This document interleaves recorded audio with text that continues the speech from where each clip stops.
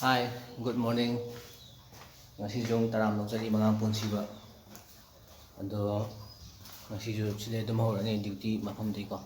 Ado horenju sila dum laida dum male ba ngasisu Sunday ore ado ni mala mai kano dum pupiro na haire ba ko. Mana sila dum laida dum male. Ana yemnar je horen kai to ko pa ado yemnar je ado je ande yemna tang so ki je ra dikhandi khalle ba ko. Dai mo de lak la e. Ado ta yemnar se makata kai to ke do. I power bank ano ga phadi thama mage charge to power bank sin chaloge yumdam ta power bank ka sin to mo kai te charge to ino su to mo kai no join to mara so to ga mi pang chang ni so na sin to lo thora ge du ana yumdam ta to ge isi power bank ji asna kan da charge to khalam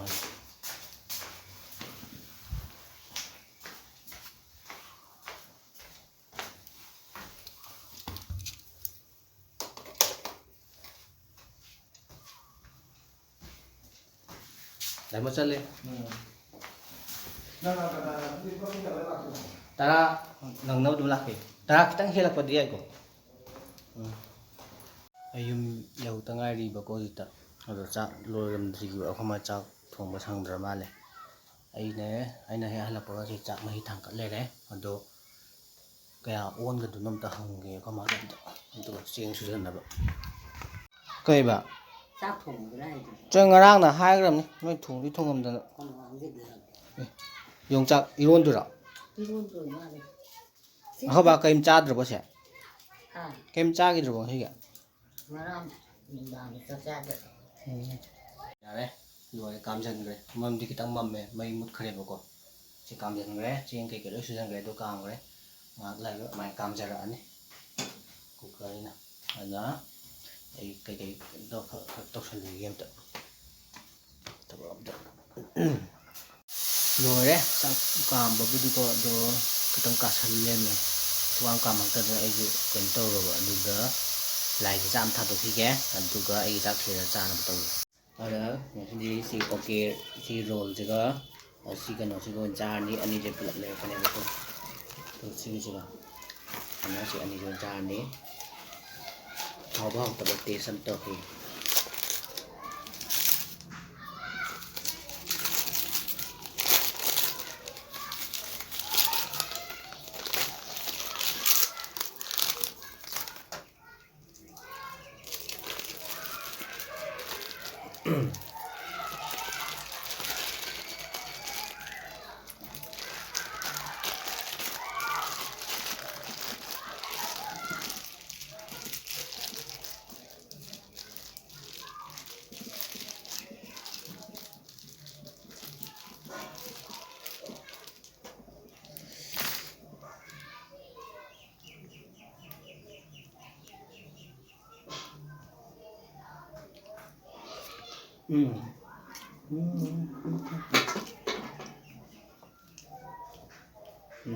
adım hava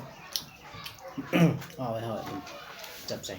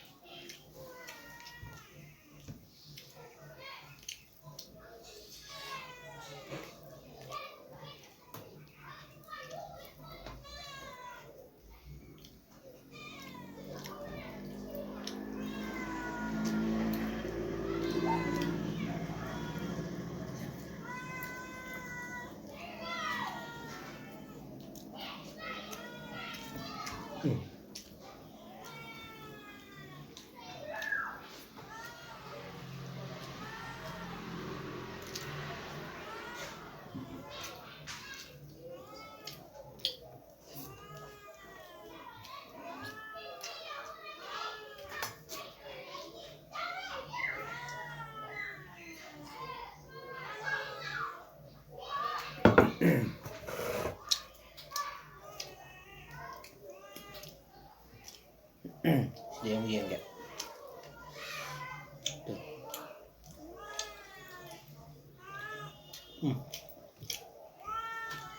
được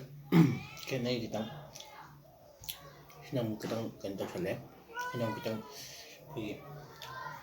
sauce kitang hapa mai.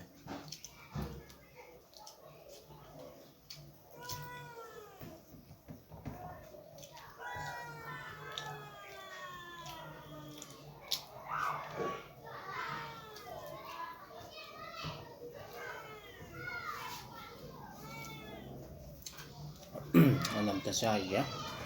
Adum ani madum hawa ba ko ang siya yun ta. To sige na si okay kanu roll dito ne ba ko.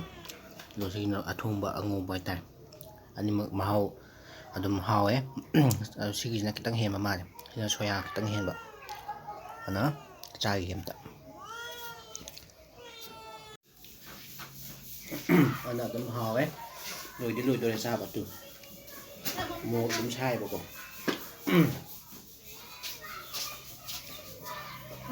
Teh beneran. sẽ tham gia luôn cô cháu giúp mình khắc đi rồi bà con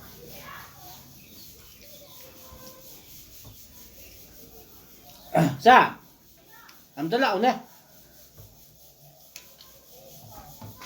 ở đâm hào này nè chỉ cần thôi rồi đấy chắc sao bây giờ rồi bà con rồi xong bây giờ rồi đấy không thua kìa không thiên nghe nó hay là này bạn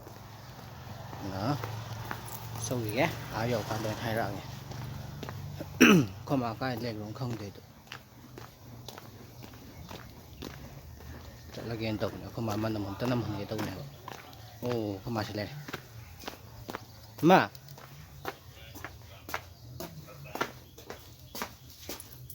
có đi nổ nó cần nó chắc ra được bỏ ra này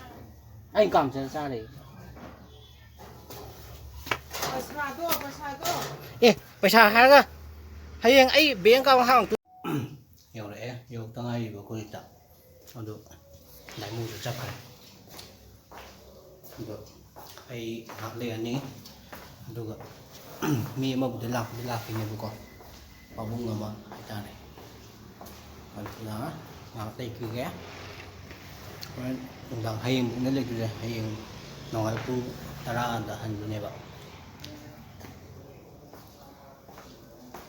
hay thì đó mà hai con này được hay thì anh ngầm mà rồi là ai hại này đó hiện giờ mà khát tao cái hồi cái tao cái đó hồi sẽ đâm anh đi đâm đây đi bao con đó hay nó là con đã hành này phun ta ra cái đó đó còn để Sunday oi bani nei na ma di wa kai no da patient ju yam lak ta ba Sunday re na ak tang dum nei ni ai na ba pawung do du lak ti lai ko ano karen kai thong mo ko pa dum ha pa age teng ma te dum kara na yemi na mi su tam bây giờ nó tập uyu re ba ko người ta to le me da nung dang gi karen kai thong ba gi ko karam ta pojem ta lewi ge da thu ge si da si get ta po pham ke mem pham me ko adum da thu gi rồi vậy cái này rất là vậy cái này gì tu si chana gì si mà còn gù ngô này cái tu si tinh nghiệp rồi si càng sôi thong anh ấy hawai trắc si khó lấy đấy si khó lấy đấy anh tu atau awat pakha ta lewi na ai khô này thôi lệ bà con tăng mâm để mà mình sai ra cái mấy thằng rồi mâm để mâm mẹ anh thôi lấy gì tăng mâm mẹ con tôi dù chúng mình là gì đó lấy không bị được liều là con tôi hà liều lấy hà lấy rồi bà con rồi anh thua rồi được lấy rồi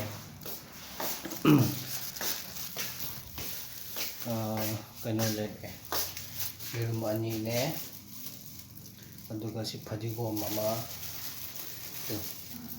phadigom ne tilau ne kangsoi thong na bako aduga khamen sin ba ne to le ana yeng se kari to bot to ke do ana ngasidi adum pang sanum cha thok khre bako ꯑꯩ ꯊꯣꯡꯕ ꯊꯥꯛꯄ ꯀꯩꯀꯩꯗꯨ ꯑꯝꯇ ꯅꯝꯕ ꯑꯝꯇ ꯅꯪꯍꯧꯗ꯭ꯔꯦ ꯀꯩꯒꯤꯅꯣꯗ ꯁꯤꯗ patient ꯃꯌꯥꯝ ꯆꯤꯟꯕꯒꯤ ꯌꯥꯗ꯭ꯔꯦꯕ ꯑꯗꯨꯅ ꯑꯩ ꯚꯤꯗꯤꯑꯣꯁꯦ ꯉꯁꯤꯒꯤꯗꯤ ꯃꯇꯥꯡ ꯁ꯭ꯋꯥꯏ ꯂꯣꯏꯁꯤꯟꯖꯔꯒꯦ ꯑꯩ ꯚꯤꯗꯤꯑꯣꯁꯦ ꯃꯌꯥꯝ ꯅꯨꯡꯉꯥꯏꯕꯤꯔꯒꯗꯤ ꯂꯥꯏꯛ ꯀꯃꯦꯟ ꯁꯤꯌꯔ ꯑꯃꯁꯨꯡ ꯑꯅꯧꯕ ꯚꯤꯌꯔ ꯑꯣꯏꯔꯒꯗꯤ ꯃꯌꯥꯝ ꯁꯕꯁꯀ꯭ꯔꯥꯏꯕ ꯁꯨꯡꯁꯣꯏ ꯁꯣꯏꯗꯅꯃꯛꯀꯤ ꯇꯧꯁꯟꯕꯤꯔꯝꯃꯣ ꯍꯥꯏꯕ ꯋꯥꯍꯩ ꯑꯁꯤ ꯑꯩ ꯈ꯭ꯋꯥꯏ ꯂꯥꯁꯇ ꯑꯩ ꯍꯥꯏꯖꯔꯒꯦ ꯃꯌꯥꯝ ꯑꯩ ꯚꯤꯗꯤꯑꯣꯁꯦ ꯂꯣꯏꯕꯨꯛꯇꯤ ꯌꯦꯡꯕꯤꯌꯨ ꯃꯌꯥꯝ ꯁꯤ ꯑꯩꯈꯣꯏꯒꯤꯗꯤ ꯐꯥꯔꯁꯇ ꯍꯥꯏꯒꯗꯕꯅꯦ ꯑꯗꯣ ꯑꯩ ꯚꯤꯗꯤꯑꯣꯁꯦ ꯃꯌꯥꯝ ꯂꯣꯏꯕꯨꯛꯇꯤ ꯌꯦꯡꯕꯤꯌꯨ ꯑꯩ ꯚꯤꯗꯤꯑꯣꯁꯦ ꯃꯌꯥꯝ ꯁꯕꯁꯀ꯭ꯔꯥꯏꯕ ꯇꯧꯗ꯭ꯔꯤꯕ ꯌꯥꯎꯔꯒꯗꯤ please subscribe please to become a 1K subscriber for me na amtang subscribe amtang tꯧꯁꯟꯕꯤꯔꯝꯃꯣ ꯃꯌꯥꯝ subscribe ꯇꯧꯗꯕ ꯌꯥꯎꯔꯒꯗꯤ ꯃꯌꯥꯝ please subscribe ꯌꯦꯡꯗꯪ ꯌꯦꯡꯊꯣꯛ subscribe ꯇꯧꯗ꯭ꯔꯒꯗꯤ ꯌꯥꯔꯣꯏ ꯑꯗꯨꯅ please subscribe ꯑꯗꯨꯅ ꯉꯁꯤꯗꯤ ꯂꯣꯏꯁꯤꯟꯖꯔꯒꯦ good night bye bye